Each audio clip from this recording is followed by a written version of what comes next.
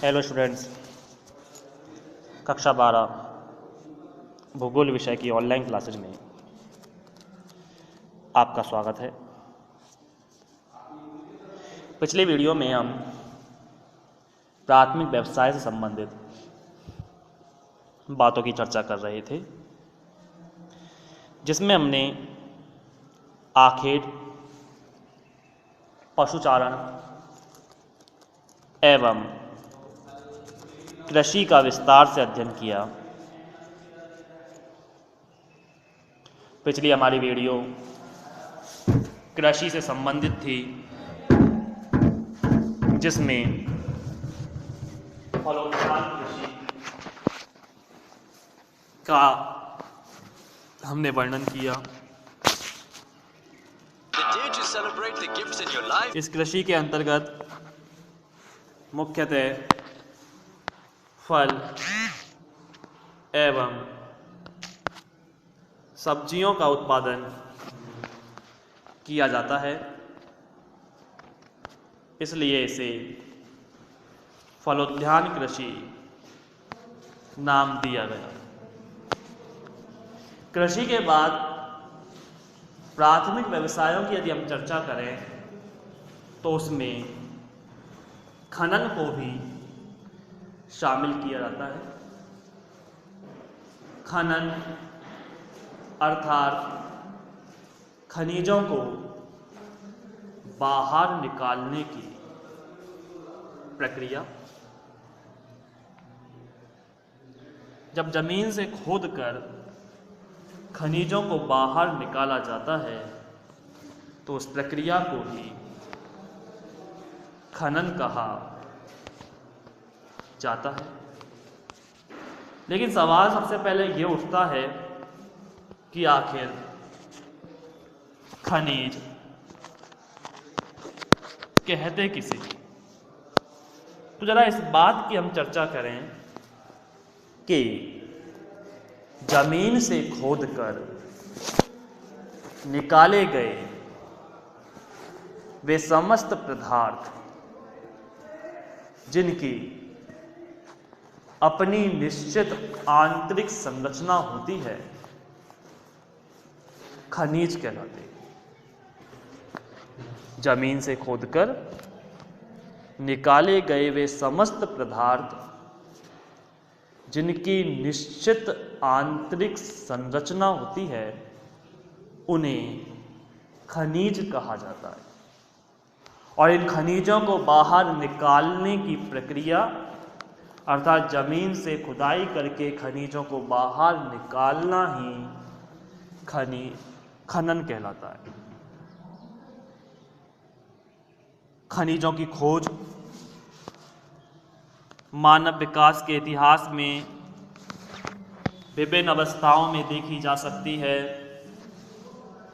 जैसे ताम्र युग यानी तांबे का युग, उस समय मानव को तांबे का ज्ञान था।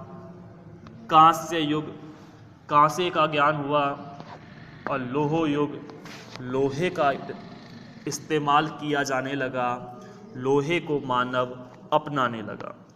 तो समय दर समय अलग अलग खनिज हमें प्राप्त होते चले गए और हम उन वस्तुओं के प्रति, उन खनिजों के साथ निर्भर होते गए और अपने जीवन में हमने उन्हें इस कदर शामिल किया कि जिनके बिना आज आधुनिक जीवन की कल्पना नहीं की जाती। प्राचीन काल में खनिजों का उपयोग औजार बनाने, बर्तन बनाने और हथियार बनाने तक ही सीमित था। लेकिन जैसे जैसे औद्योगिक क्रांति हुई, जैसे जैसे समय परिवर्तित हुआ, जैसे जैसे मानव को सभ्यताओं का विकास होता चला गया, जैसे जैसे मानव में समझ, बुद्धि और विवेक में वृद्धि हुई, मानव ने इन खनिजों का उपयोग अपने तमाम कार्यों में वह करने लगा। आज इन खनिजों से तमाम तरह की वस्तुएं यहाँ तक कि औषधियाँ भी निर्मित की जा रही हैं। कई प्रकार की औषधियों में, दवाइयों में इन खनिजों का इस्तेमाल होता है। तो आज खनिज मानव जीवन के लिए महत्वपूर्ण है और इन खनिजों को बाहर जब निकाला जा रहा है, जिस प्रक्रिया से खनन यानी, वो भी काफ़ी महत्वपूर्ण आर्थिक क्रिया के रूप में उभर कर सामने आई है। आप देखिए, खनन को प्रभावित करने वाले कारकों की यदि हम चर्चा करें तो कुछ कारक हमारे सामने आते हैं। पहला है भौतिक कारक, जिसमें खनिज निक्षेपों के आकार, निक्षेप मतलब जमाव, उनकी श्रेणियां एवं उपस्थिति की अवस्था को सम्मिलित करते हैं। यानी एक खनन कार्य, खनिजों को बाहर निकालने की जो प्रक्रिया है वो प्रभावित होती है खनिजों के निक्षेपों के आकार से। यानी खनिजों का जमाव किस आकार में, अत्यधिक गहराई में है या परतों के रूप में है या गुंबदाकार गांठ के रूप में है, इस तरह से, या कठोर चट्टानों के अंदर मौजूद हैं, मुलायम चट्टानों के अंतर्गत मौजूद हैं। ये सभी बातें खनन को प्रभावित करती हैं। क्योंकि यदि खनन यानी खनिज धरातल के ऊपरी भाग पर ही या कुछ ही गहराई पर मौजूद हैं, कोमल चट्टानों में हैं, परतों के रूप में हैं, तो खनन करना आसान होता है। लेकिन विपरीत इसके, यदि खनिज अत्यधिक गहराई पर है, कोमल चट्टानों की बजाय कठोर चट्टानों में है, तो खनन की प्रक्रिया उतनी ही मुश्किल भरी होगी, समस्या वाली होगी। वहीं साथ के साथ आर्थिक कारक भी इसमें महत्वपूर्ण योगदान रखता है, जिसमें खनिज की मांग, ये सबसे जरूरी है।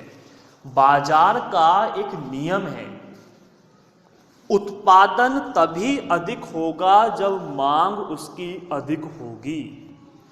यदि किसी वस्तु की मांग ही नहीं है तो उस वस्तु का उत्पादन करने का कोई फायदा नहीं। इसलिए यह आवश्यक है कि जिस खनिज को हम खनन कर रहे हैं, जिस खनिज को धरातल से निष्कासित किया जा रहा है, उस खनिज की क्या वास्तव में बाजार में मांग है या नहीं। यदि मांग है तो खनन करना लाभकारी होगा, और नहीं तो यह लाभकारी साबित नहीं हो सकता। साथ ही विद्यमान तकनीक का ज्ञान एवं उसका उपयोग, हम जो खनिज का खनन कर रहे हैं, कहीं ऐसा तो नहीं प्राचीन तरीके से ही कर रहे हैं, आधुनिक तरीकों का हम इस्तेमाल कर रहे हैं या नहीं, आदि भी खनन को प्रभावित करते हैं। साथ ही खनन के लिए उपलब्ध पूंजी एवं यातायात व श्रम पर होने वाला व्यय भी इसमें शामिल किया जाता है। यदि यातायात का खर्चा अधिक आ रहा है, श्रम का खर्चा अधिक आ रहा है और खनिजों का खनन करना लाभकारी साबित नहीं हो रहा, तो ऐसे में खनन नहीं किया जाएगा।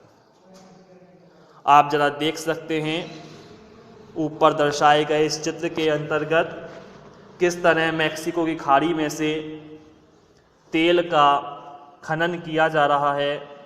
मशीनों के माध्यम से धरती के सीने को फाड़कर वहाँ से तेल का खनन किया जा रहा है। खनन की विधियों की यदि हम बात करें तो उपस्थिति की अवस्था एवं अयस्क की प्रकृति के आधार पर खनन के दो प्रकार, एक धरातलीय खनन और दूसरा भूमिगत खनन। धरातलीय खनन को विवृत खनन भी कहते हैं। यह खनिजों के खनन का सबसे सस्ता तरीका है, क्योंकि इस विधि में सुरक्षात्मक पूर्व उपायों एवं उपकरणों पर अतिरिक्त खर्च अपेक्षाकृत निम्न होता है एवं उत्पादन शीघ्र व अतिशीघ्र होता है, यानी अधिक होता है।